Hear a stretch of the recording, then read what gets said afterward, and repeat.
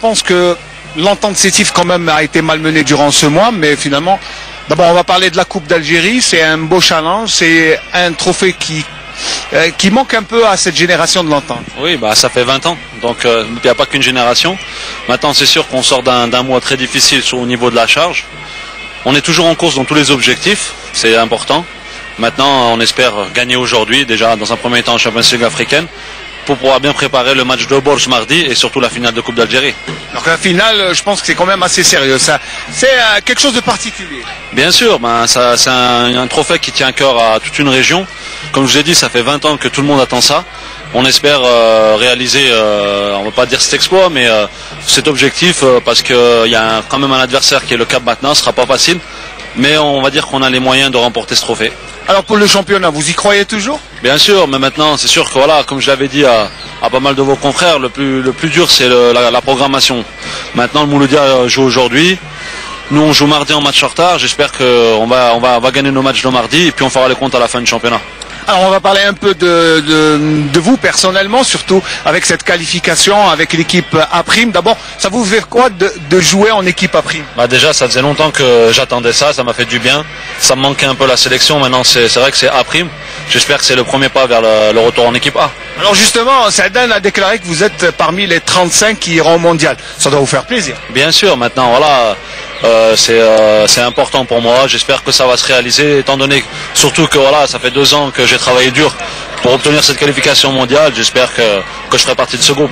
Et est-ce qu'on regarde un peu derrière l'Égypte, le Soudan, après la CAN en Angola, c'est des péripéties pour un joueur? Bien sûr, c'est vrai que c'est des événements, maintenant à chaque événement il y a son histoire, à chaque événement on apprend et moi tout ce qui m'arrive me rend encore plus fort, donc c'est l'histoire ancienne tout en le gardant dans ma mémoire pour être encore meilleur demain. Et allez, un mot sur ce mondial quand même, hein, même si ça va dans quelques jours, hein, la liste va être établie dans quelques jours, elle va être rendue officielle, même si dans la tête de l'entraîneur elle est là.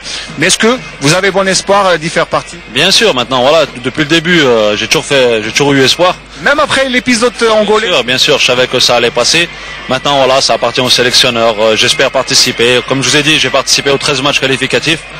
Donc voilà, j'espère que j'y serai, tout simplement. Et un mot sur le groupe. L'Angleterre c'est du solide, la Slovénie c'est du solide, les États-Unis? Ouais, un groupe difficile. Maintenant voilà, il faudra y aller sans complexe, tout en respectant tout le monde. L'Algérie aussi est difficile. Donc on espère faire au moins partir des 2 premiers.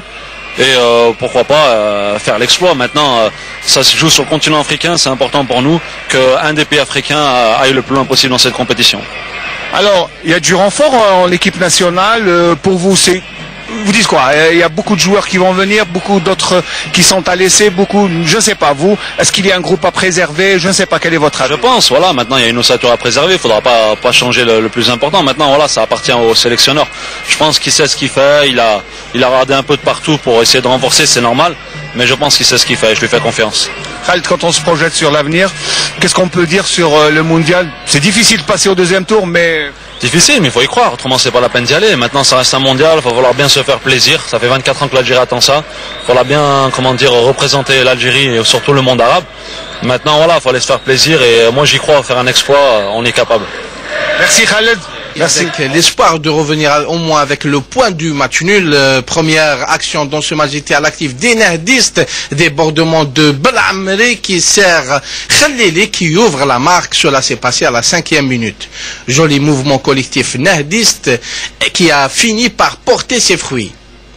À partir de ce moment-là, les poulains de Jamal Mennad sont obligés de sortir de leur réserve. Ils vont aller inquiéter Asla par l'intermédiaire de Mohamed Lamine Belkhir. Il fallait attendre la 31e minute. Mekawi qui joue cette balle arrêtée. Siwan à la réception n'a pu corser l'addition. C'est au tour d'El Hadi Adel d'essayer de marquer dans un trou de souris, mais en vain, c'était l'essentiel de la première manche. De retour des vestiaires Njang qui réussit son slalom et qui parvient à remettre les pendules à l'heure. Fort joli but du centre avant Bedjaoui qui parvient là à remettre les deux équipes à égalité, même que les Béjaouis avaient la possibilité d'aggraver la marque la première fois par Belkhir qui tire, et il y avait Asla à la réception et Kinjong qui n'a pu battre à bout portant le portier usandéen. Côté son et or, Nahari va tenter de mettre le feu dans la défense Béjaoui, mais son ballon est passé à côté. On joue les toutes dernières secondes de cette rencontre et Amoura a peut-être raté la balle de match puisque le ballon ne demandait qu'à être mis au fond des filets du gardien Mohamed Cédric. Nul équitable et les Béjaouis qui viennent là de réussir une très bonne opération. Un public nombreux s'est déplacé à Ruiba pour ce big match entre le leader, le Mouloudia d'Alger, et un de ses poursuivants, le Wydad de Tlemcen. Une rencontre pour le MCA qui voudrait mettre à distance l'entente déceptive. Une première action pour les Blancs du Mouloudia d'Alger avec un centre en retrait et le gardien de but, Ben Moussa, s'interpose. C'est au tour une nouvelle fois du Mouloudia avec Boumchela qui va frapper. La balle va revenir sur Drag et le poteau sauve le gardien de but tlemcenien Ben Moussa, et ça chauffe dans le camp du Wydad de Tlemcen. Tlemcen à l'affût avec cette fois-ci Janet qui va frapper et la balle s'en va très loin derrière les buts du gardien de but Waman. Darrak va centrer, une reprise de balle qui va revenir dans les pieds des attaquants. Boumchela va mettre la tête et le ballon à côté des buts du gardien Ben Moussa. Et cette fois-ci, c'est Razali qui va tenter sa chance pour Tlemcen. Et balle dehors très loin. Ballon une nouvelle fois pour les Tlemceniens.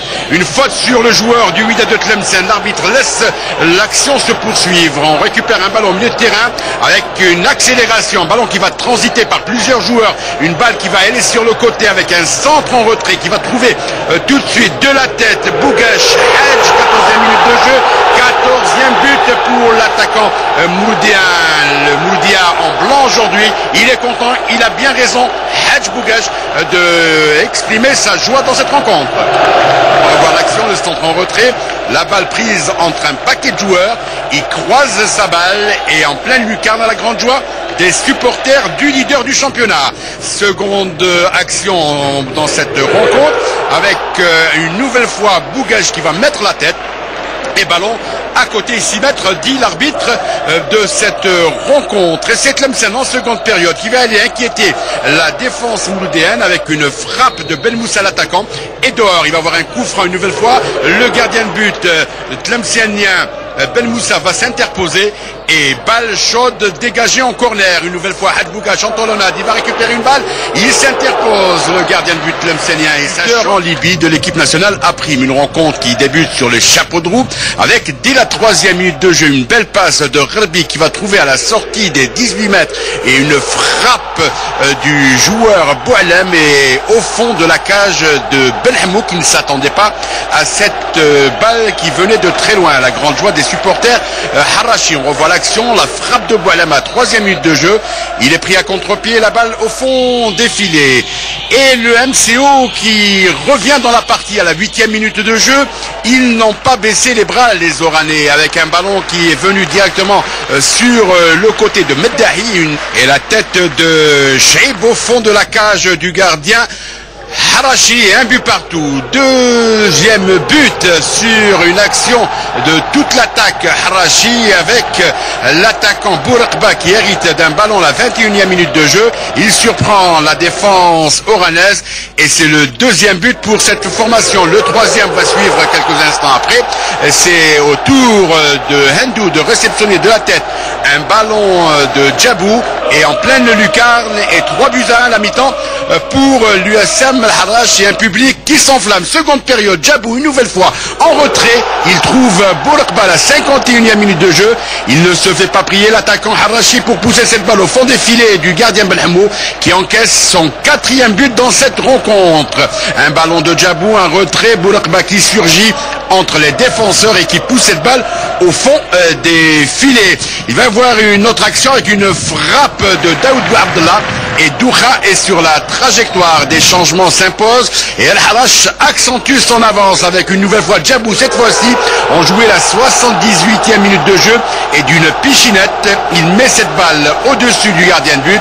Il lobe le gardien sorti et ballon fond défilé. C'est le 5e but pour l'USM Harash qui mène 5-1. Il va avoir une faute sur un corner. Et pénalty dit Monsieur Zouaoui pour le MCO. Benramla s'en charge. Au fond défilé, 5-2 et victoire logique de l'USM Harash. Accentue son avance avec une nouvelle fois Djabou. Cette fois-ci, on jouait la 78e minute de jeu et d'une pichinette, il met cette balle au-dessus du gardien de but. Il lobe le gardien sorti et ballon fond défilé. C'est le 5e but pour l'USM Harash.